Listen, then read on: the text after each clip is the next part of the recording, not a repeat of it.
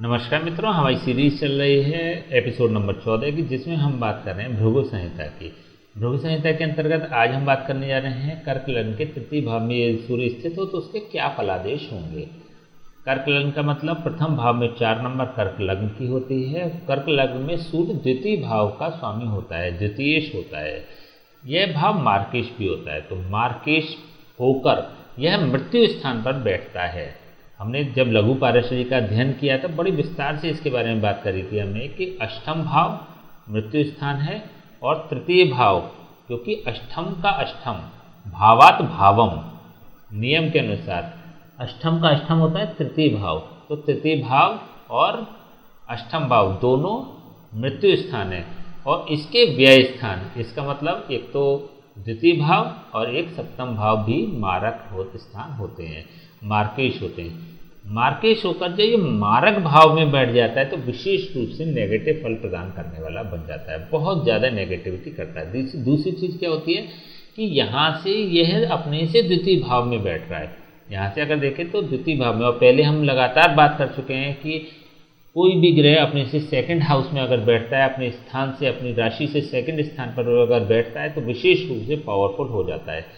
तो करेला और नीम चढ़ा, इसका मतलब बहुत मेजर यह इफेक्टिव हो जाता है, बलवान भी हो गया, मार्केश भी हो गया।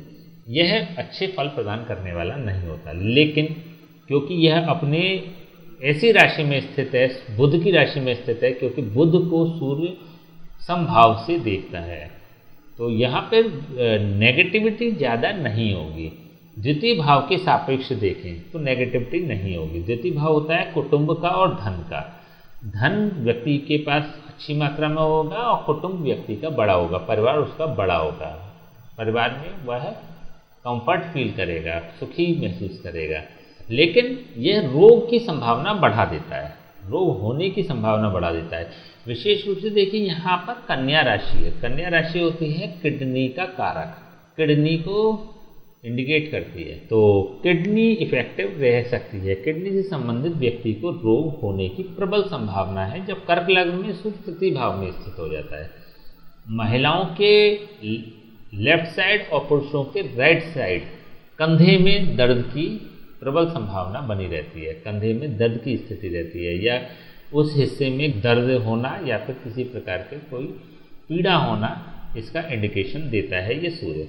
एक अन्य स्थिति ये होती है कि सूर्य की जो दृष्टि है वो सप्तम दृष्टि वो नवम भाव पर पड़ रही है। नवम भाव होता है भाग्य स्थान, भाग्य स्थान में इसकी मित्र राशि है, तो सूर्य यहाँ से ऐसी राशि पर बैठा हुआ है जहाँ से ये सम भाव की राशि में बैठकर अपने मित्र की राशि को देख रहा है, लेकिन ये मार्केश भी है। तो ओवरऑल क्या होता है कि ये पॉजिटिव तो रिजल्ट्स करेगा, यहाँ से भाग्य की वृद्धि तो करेगा, भाग्यशाली तो बनाएगा व्यक्ति को, लेकिन संघर्ष कराएगा। इजी गोइंग नहीं होगी चीज़ें, व्यक्ति को संघर्ष करना पड़ता है। जब संघर्ष की प्रबलता हो जाती है, मैच्योरिटी हो जाती है, तब उसको वह व्यक्ति के रिजल्ट मिलेंगे। तो इट मीन्स कि व्यक्ति की जो मेहनत है वह बर्बाद नहीं जाएगी। थर्ड हाउस होता है मेहनत का। मेहनत तो व्यक्ति को करनी पड़ेगी, मेहनत जब मैक्सिमम हो जाती है तो उसके रिजल्ट्स मैच्योर्ड हो जाते हैं। ऐसे व्यक्तियों को उम्मीद नहीं छोड़नी चाहिए, उम्मीद हमेशा धैर्य रखना उनके लिए विशेष रूप से फलदायक होता है। मेहनत का रिजल्ट अवश्य मिलेगा। देखिए तृतीय भाव के अगर सापेक्ष देखें तो तृतीय भाव होता है छोटे भाई और छोटे बहन का, मेहनत का, पराक्रम का, वीरता का, शौर्य का। तो इससे संबंधित जो भी चीज़ें हैं उसकी बढ़ोतरी होगी। व्यक्ति बलशाली होगा, प्रभावशाली होगा, धैर्य बहुत अच्छा होगा व्यक्ति में, नॉलेज बहुत अच्छी होगी, शासनात्मक प्रवृत्ति होती है, डोमिनेट करने का व्यक्ति का नेचर होता है, उसमें काबिलियत होती है डोमिनेट करने की, मान सम्मान और प्रतिष्ठा प्राप्त करता है अपने जीवन में, लेकिन संघर्ष दिखाई देता है, संघर्ष के बाद सफलता मिलती है। सेल्फ मेड व्यक्ति होता है, अपने स्वयं के प्रयास से सफल होने वाला व्यक्ति होता है, क्योंकि सूर्य यहाँ पे तृतीय भाव में स्थित हो रहा है। तृतीय भाव होता है मेहनत का। देखिए सूर्य नवम भाव, दशम भाव और लग्न भाव तीनों का ही कारक होता है। अगर यहाँ से नवम भाव के सापेक्ष देखें तो यह अपने से सप्तम भाव पर स्थित है सूर्य और उसकी पूरी दृष्टि पड़ रही है, तो व्यक्ति लकी तो होगा, मतलब भाग्य तो उसका साथ देगा, लेकिन मेहनत करनी पड़ेगी। मेहनत के बाद प्रोफेशनली अगर देखें तो प्रोफेशनली यह अपने स्थान से छठे स्थान पर है। यहाँ से अगर गिनती करेंगे तो 1 2 3 4 5 और 6, छठे स्थान पर रोग ऋण और शत्रु स्थान पर स्थित है। तो दशम भाव में व्यक्ति को अपने कार्य क्षेत्र में सेटल्ड होने के लिए बहुत परिश्रम करना पड़ता है, बहुत प्रयास करने पड़ते हैं, संघर्ष करना पड़ता है, तब वो सेटल्ड होता है। तो जहाँ अभी हमने बात करी नवम भाव के सापेक्ष जो बात कर रहे थे, वही दशम भाव के सापेक्ष है। लेकिन यहाँ पे एक चीज़ और भी होती है कि उसके शत्रु पक्ष उसको परेशान करते हैं, उसका रोग उसको परेशान करता है। तो प्रोफेशनली हो सकता है कि मान लीजिए आप जॉब में आपको छुट्टियां रोग की वजह से लेनी पड़ जाएं, या फिर आपके शत्रु पक्ष, आपके सबॉर्डिनेट जो हैं, आपके कोलिग्स जो हैं, उनकी वजह से आपको परेशानियां उत्पन्न हों जॉब करने में, या फिर कभी किसी स्थिति में आपको होल्ड कर दिया जाए, या फिर कुछ समय के लिए आपको छुट्टियों पर भेज दिया जाए। तो इस तरह की परेशानी क्रिएट होती रहेंगी जॉब के दौरान।